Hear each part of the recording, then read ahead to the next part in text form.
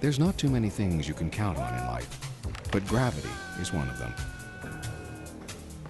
When you lose your balance and fall, that's gravity at work. Over the past 10 years, more than 90,000 workers have fallen from heights on the job in British Columbia. Falls from high elevations result in more serious injuries than other types of industrial accidents. Often workers suffer broken bones, spinal injuries, and paralysis. The funny thing is that we're all very careful with ourselves in private life. We wear seatbelts when we drive cars. We wear helmets when we ride motorcycles. We put all kinds of devices in our homes to protect our families. Everywhere we go, we're protected from serious injury by some sort of safety device. Except where we need protection most, right up there on the job site.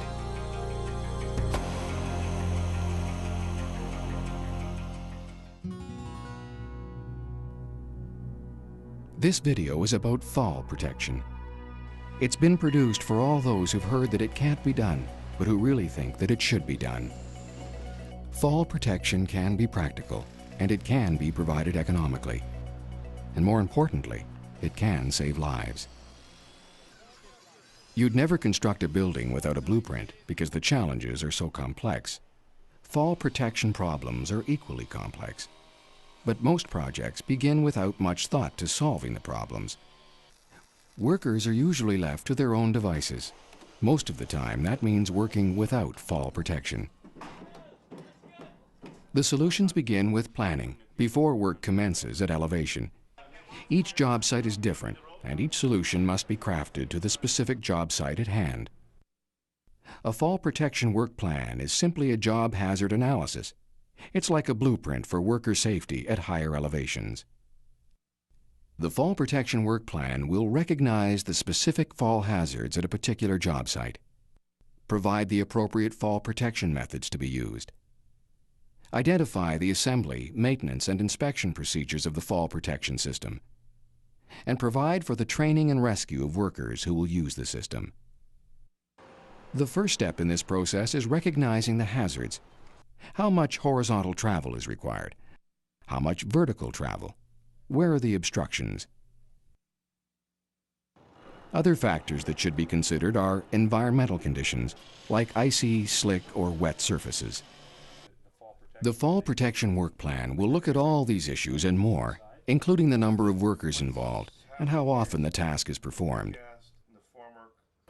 This type of thorough analysis has to be performed before site-specific fall protection measures can be defined. Keep in mind that safety is everyone's responsibility. Employers are responsible for providing a safe workplace, including the Fall Protection Work Plan and its systems. Supervisors are responsible for training workers in the requirements of the plan, and workers are responsible to work in a safe manner. Everyone has a role in making fall protection work. During this program, we'll be looking at the three main types of fall protection. Fall restraint systems, which prevent workers from falling. Fall arrest systems, which stop a fall in progress. And work procedures, where conventional fall protection is impractical to use. When planning for the fall hazards in a job site, fall restraint methods are always preferred because they prevent a worker from falling in the first place. Fall restraint solutions are neither complicated nor expensive to implement. High activity areas should be identified and fitted with fall restraint solutions, such as permanent or temporary guardrails. Loading forest products onto rail cars is a common operation at most mills. This activity requires horizontal movement along the top of the car. It's a job that's performed regularly on a daily basis, in good weather or in bad. But it's a job that routinely exposes workers to dangerous fall hazards. Without protection, a worker could fall from the car, risking serious or fatal injury. A simple travel restriction system using a safety line will eliminate most of the risks without compromising the worker's mobility.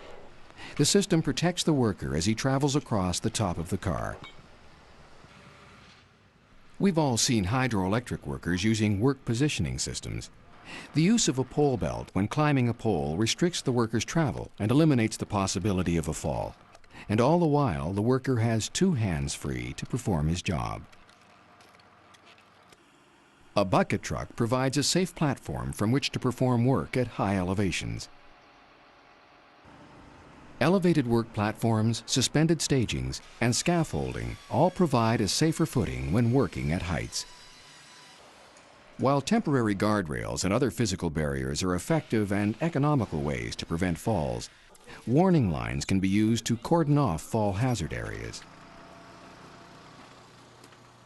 Before we start an operation, we'll look at how we keep our workers safe, and we plan to eliminate the hazard.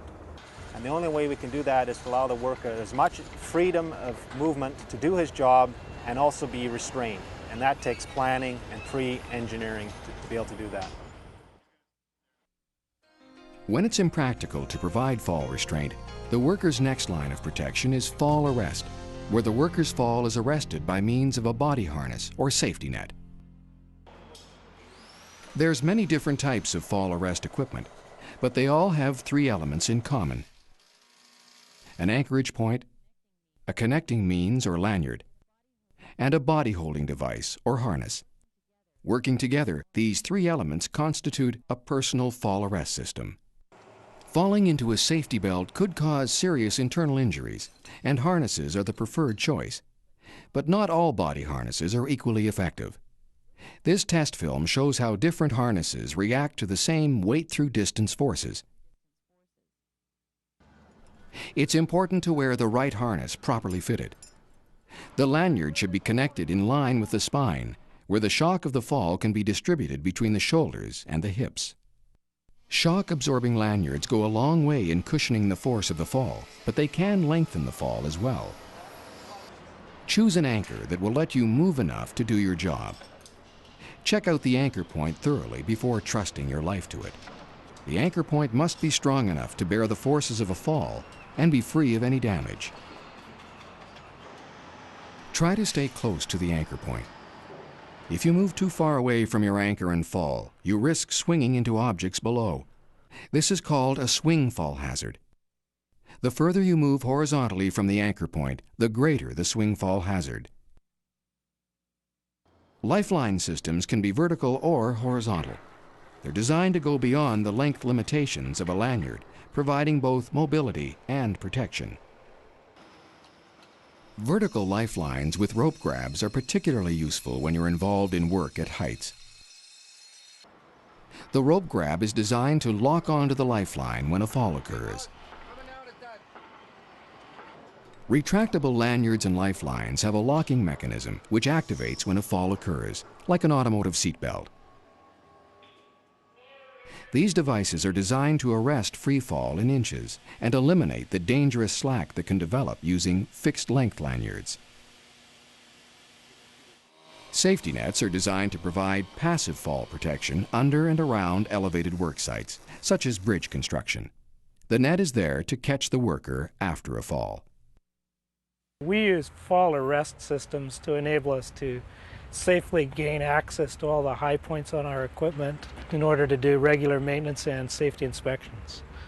We overcame workers' resistance to fall arrest systems by asking for feedback from the employees as to what they would like to see in the systems and implementing as many of those procedures as possible, thereby enabling them to work more safely and more comfortably at heights.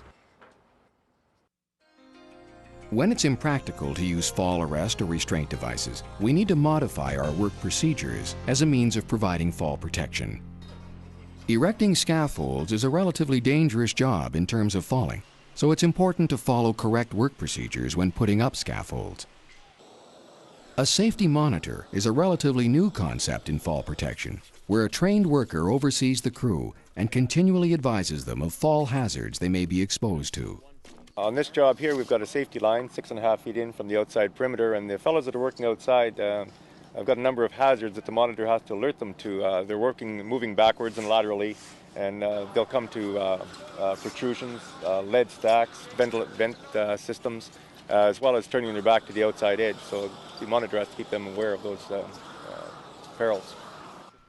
Planning and training are extremely important. The employer must try to foresee the situations that the workers might encounter. The workers must then be provided with appropriate training so that they are as experienced as possible and know the range of options available to them. Fall protection starts with planning. When you look at a particular job site, recognize the specific fall hazards and plan solutions to deal with them. This will become the blueprint for worker safety, the Fall Protection Work Plan. The solutions will include fall restraint methods, which prevent workers from falling, and fall arrest devices, which stop a fall in progress. Where these techniques are not practical, variations on work procedures should be considered and prepared for to deal with the possible fall hazards. Learn how to use the equipment correctly and maintain it carefully. In the event of a fall, have an effective rescue plan and make sure that everyone is trained properly. We've all heard that fall protection is too much of a hassle, that it gets in the way of production, or that it costs too much to implement. But the fact is that fall protection doesn't have to be expensive, and it can be used easily on the job site. Why use fall protection? There's a real simple answer. It could save your life.